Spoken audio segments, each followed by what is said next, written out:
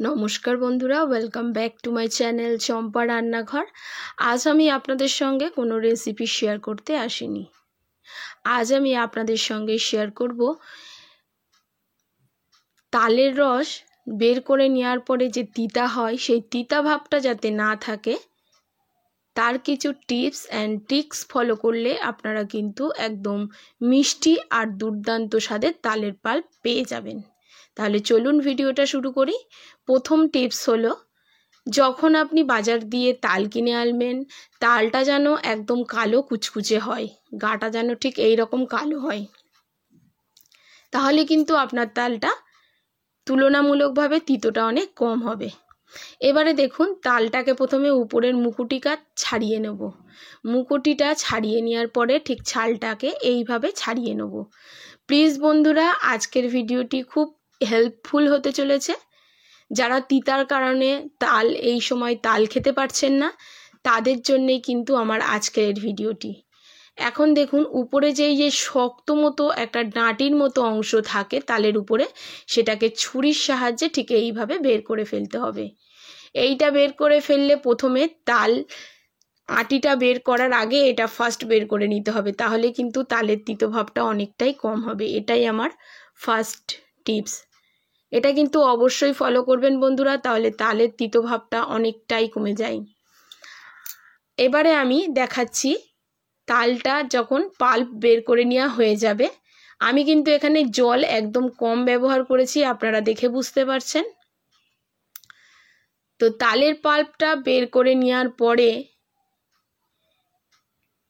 অনেক সময় এটা তিতা হয়ে থাকে, সেই তিতো ভাবটা কাটানোর জন্য এরকম একটা জর্জেটের কাপড় বা সিনথেটিক কাপড় আপনাকে ব্যবহার করতে হবে। যেটা দেখুন, যার কাপড়ের তলায় আমি হাত দিচ্ছি, আমার হাতটা দেখা যাচ্ছে, বা একটা পাত্রের উপরে কাপড়টা রেখেছি, সেটা কিন্তু পাত্রটা দেখা যাচ্ছে। তো তার মধ্যে তালের পাল্পটাকে পুরো নিয়ে নিতে হবে।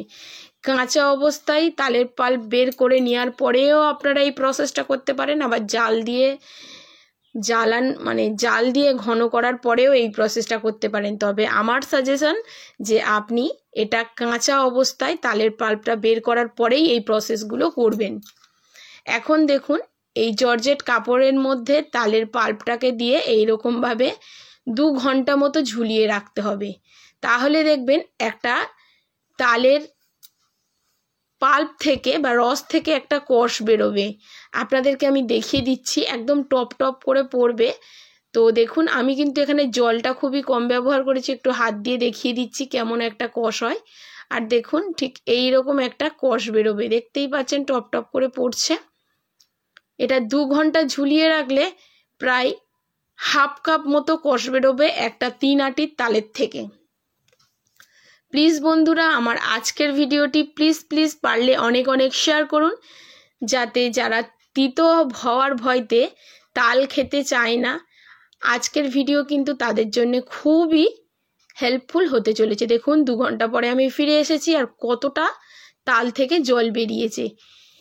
এই প্রসেসটা খুবই সহজ, আপনি এই প্রসেসটা যদি ফলো করতে পারেন, তাল থেকে সমস্ত তিতোভাবই চলে যাবে। আর দেখুন, তালটা এখন কতটা ঘন হয়ে গেছে, দেখতেই পাচ্ছেন। এরপরে এখনই কিন্তু আপনি তালটাকে জাল দিয়ে ফেলতে পারেন। এরপরে চলে যাব তৃতীয় নম্বর টিপস। তার আগে দেখিয়ে দিচ্ছি, দেখুন কতটা জল বেরিয়েছে তাল থেকে, দেখতেই পাচ্ছেন। আশা করি বুঝতে পেরেছেন।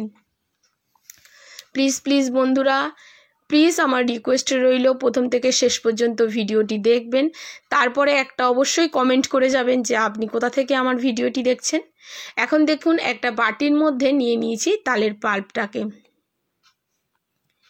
এখন এই তালের পাল্পের উপরে আমি দিয়ে দেব চুন। এখানে আমি ব্যবহার করব পান দিয়ে যে চুন আমরা খেয়ে থাকি, সেই চুনটা ব্যবহার করব। একটু ঘন চুন নিতে হবে, নিয়ে ঠিক তালের উপরে এরকম ফোঁটা কেটে দিয়ে দিতে হবে। টিপ যেমন আমরা বসিয়ে দিই না তালের উপরে, ঠিক সেমনভাবে টিপ বসিয়ে দেবো। দেখতেই পাচ্ছেন আমি কিভাবে দিয়ে দিচ্ছি। আর এই প্রসেসটা আরও ভালোভাবে দেখানোর জন্যে আমি একটা পাতা ব্যবহার করব। এইরকমভাবে যদি আপনি দিয়ে দেন, এতে কিন্তু আপনার তালটাও অনেক দিন পর্যন্ত আপনি সুরক্ষিত রেখে দিতে পারেন। জাল দিয়ে প্রায় 15 থেকে 20 দিন মতো আপনারা জাল দিয়ে কিন্তু তালটাকে রেখে দিতে পারবেন এই প্রসেসটা করার পরে। এখন দেখুন একটা পাতা নিয়ে নিয়েছি, আর এটা একটা আম পাতা। আপনারা যে কোনো গাছের পাতা নিয়ে নিতে পারেন। এখন যে চুন নিয়েছিলাম, এই চুনটা এই পাতার উপরে একটা প্রলেপ লাগিয়ে দেবো। একটু ঘন প্রলেপ লাগিয়ে দেবেন বন্ধুরা। আমার এখানে একটু পাতলা হয়ে গেছিলো, তাই জন্য আস্তরণটা একটু পাতলা হয়েছে। তো দেখুন বলছি আমি, এটা তালের মধ্যে পাল্পের মধ্যে ঠিক এইরকমভাবে দিয়ে দিতে হবে। 2 থেকে 3 মিনিট, মাত্র 3 মিনিট ওয়েট করবেন। 3 মিনিট পরে আমি ফিরে আসছি। ফিরে এসে দেখাচ্ছি, দেখুন কিরকম আস্তরণ উঠে উঠে যাচ্ছে আর কতটা শক্ত একটা আস্তরণ তৈরি হয়েছে। কত শক্ত একটা আস্তরণ তৈরি হয়েছে নিশ্চয়ই আপনারা বুঝতে পারছেন।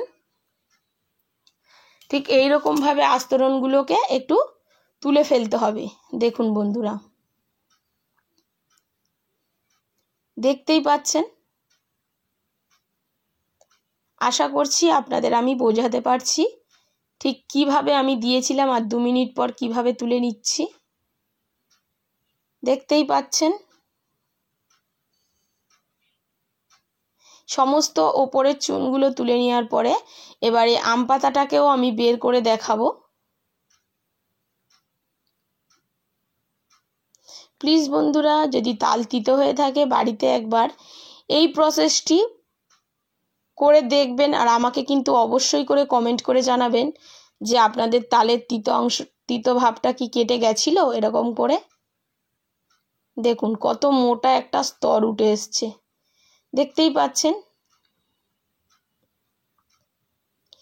এবারে পাতাটা তুলে নিচ্ছি।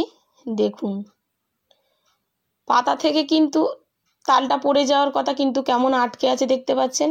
আর দেখুন কেমন একটা মোটা আস্তরণ তৈরি হয়েছে, দেখতেই পাচ্ছেন। এই আস্তরণটা যতক্ষণ না আমি তুলে নেব এটা পাতা থেকে কিন্তু ছাড়বে না।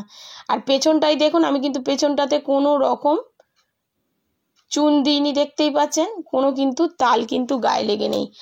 আর দেখুন এখানে কিন্তু আমি চুন দিয়েছিলাম, আর দেখুন আস্তরণটা কেমন ঘন আর মোটা হয়ে পড়েছে।